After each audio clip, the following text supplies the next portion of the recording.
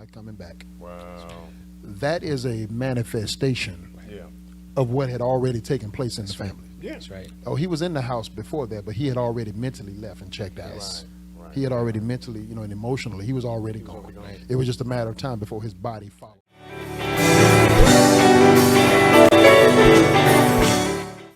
Absolutely. I think it is so absolutely important, and women, I really want you to hear me when I say this.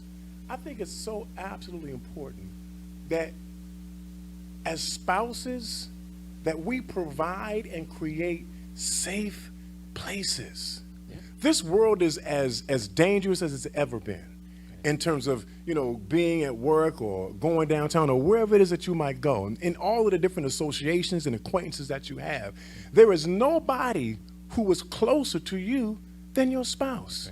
Right. Which means that person ought to be able to be a safe place for you to be. right. And I don't have to feel like I need to put on my armor, if you will, Right. with you. Right. If you're my wife, I ought to be able to disrobe and take my armor off and be who I really am without feeling like you're judging me or rejecting me. That is so powerful, and I know we've got a question. One thing I've learned, and the misnomer that you get, the myth, is that things are going to change once you say I do. Oh, no. Who you are in the dating is what the man is looking for you to be in the marriage. Okay. Sure.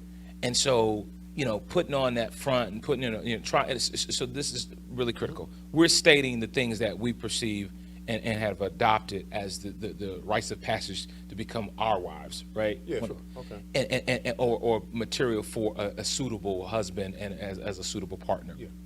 But at the same time, if you have not become that yet, if you're not working towards that, as Pastor John said, if you're not being taught that, Yeah. faking it till you make it does not work for marriage. No, It does not. No, it You doesn't. will implode. Yeah. Implode. Implode. One, Yeah. you, on your side or on my side, you Yeah. will implode. Yeah. Let's take that question.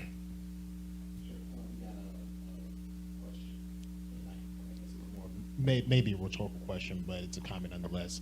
What good does shutting down do for a relationship? And I imagine that has to do with when we were talking about the trustworthiness of the wife. Shutting down in a relationship guarantees that relationship will not last. That's what it does.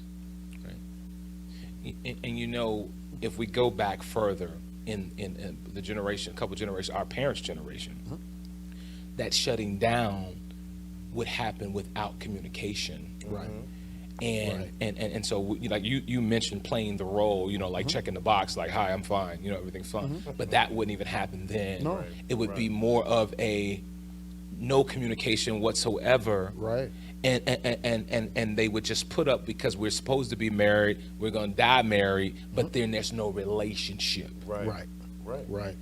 That shutting down takes the appearance of going to the store to get some milk and not coming back. Wow. That is a manifestation Yeah. of what had already taken place in the family. Yeah. That's right. Oh, he was in the house before that, but he had already mentally left and checked out. Yes. Right. He had already mentally, and emotionally, he was already gone. already gone. It was just a matter of time before his body followed his heart and mind. Man. Right. Wow. And that's just the reality. And also, when you're dealing with relationships and marriage, in terms of being suitable for them, any situation where you're in where there is this silent frustration that goes on, Right. because I don't get to be who I am in this relationship, eventually, doesn't matter who you are, That's right. eventually something is going to break. Yeah. That's right. That's good. That's really good. It's like when the Bible says when you open the door, let the devil get a foothold, right? Yeah. It's the same thing. It's when the relationship is built on, or supposed to be built on trust, and that trust is what's the word? It's betrayed. Then essentially the things that drew me to you, all of a sudden now that's the very same thing that I was vulnerable to you about, and you exposed me, or so to speak, or you betrayed my trust. Then I'm not going to feel as confident in having a conversation with you about anything. Anything of real substance or meat or value. Right. Like I said, we'll talk about the bills. Yeah. How are the bills? Yeah, we paying them. Okay, good. Oh, well, how you feeling? What do you think about this? Whatever you want to do. Right. It's good. Whatever you want to do.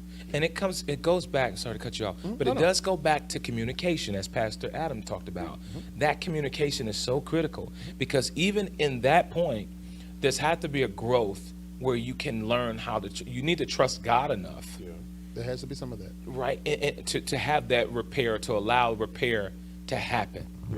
And so, but we're talking about pre-marriage, right? Right. Material. So if you already come into the relationship and I can't trust you, there's nothing that's going to grow on top of that mistrust. Right. Well, the thought process is that you didn't marry him, not trusted him. Right. You know, and I think that that's where where we're getting to, is what are we looking for Right. before we get married? Right. Right. You know. Hey guys, it's Pastor John here. Please, if you like this video that you just saw, hit that like button for us. Second thing I want to ask you to do is to go ahead and subscribe to the channel. We're putting out videos once a day at about 5:30 p.m. Hit that bell notification so that you'll know when a new video has been uploaded. And then the final thing to do, share this video, share this information. If you know somebody that has a need that it can be benefited by it, please put it out in circulation so that we can try to help as many people as possible. Thanks, and God bless.